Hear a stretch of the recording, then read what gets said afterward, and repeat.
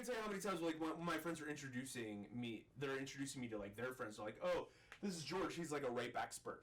And I was like, you gotta say prevention, bro. You gotta say rape prevention expert, right?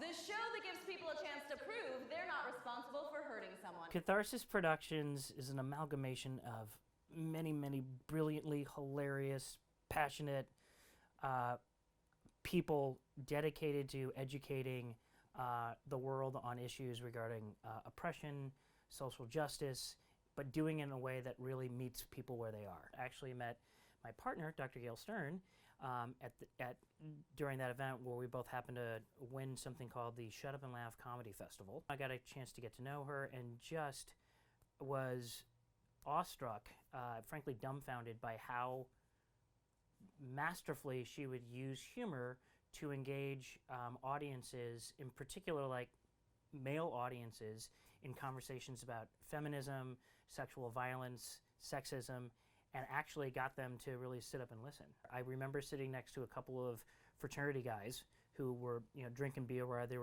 were in there. It was a very laid back atmosphere. And afterwards, one fraternity guy turned to the other one and went, "That was awesome. Shit, I think I'm a feminist." And it was one of those things where I'm like, wow, you know what? She's making a difference here. We don't step in. What does it tell that creepy person? That behavior is okay, and they keep doing it, and then it keeps happening.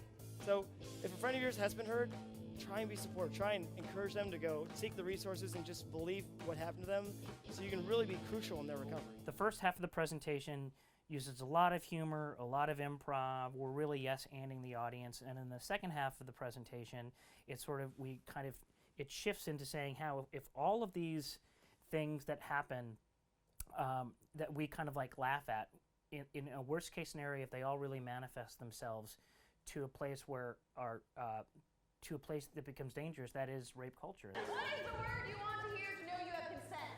Yes! Or yes multiple times in rapid succession.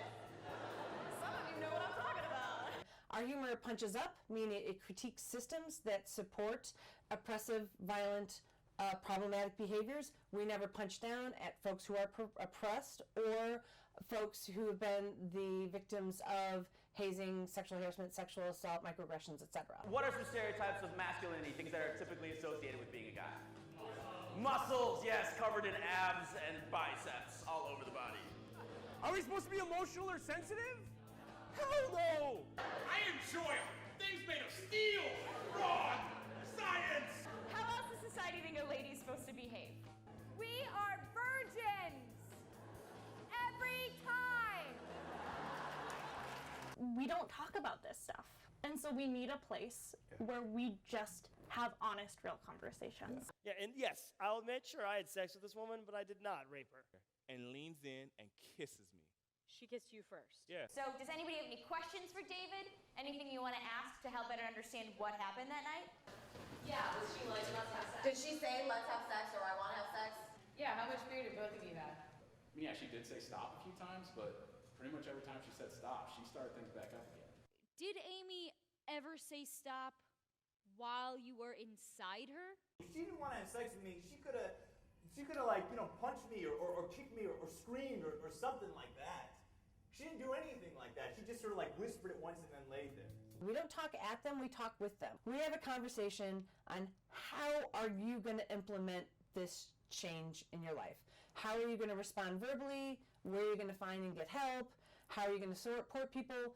We don't tell them how to do this. We have a conversation about how can you do this. My favorite part of the programs is when we're done and I watch the audience walking away and I hear all the little conversations that people are having with their friends, because that's how I know that we've really done our job. Our 9 o'clock show was a lot of older officers, higher ranking, and after the show, this giant, just stereotypical, military man, thick neck, big dude, came up and he's like, "Hey, your next show is at 1, right? And we're like, yeah. He's like, is it cool if I bring my 16-year-old daughter and her boyfriend?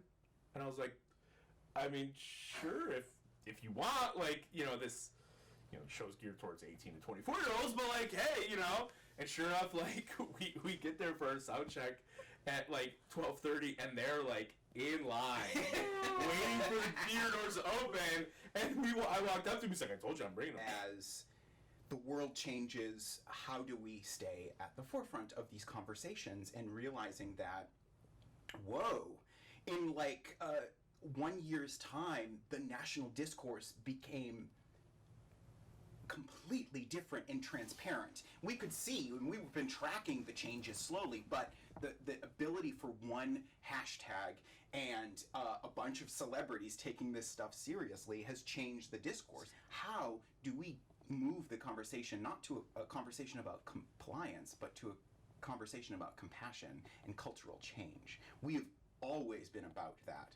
And so how do we move into corporate markets like Anne was talking about, moving into bringing our message that has primarily been focused on the 18 to 24-year-olds, and then a lot wider of an age range with the military. How do we take that outside of those two specific realms and introduce that into the world writ large? If you see something that's weird, if you're scared, like, I can't do this by myself, chances are people around also see it as well. And it just takes the one person to just say, hey, do you notice this?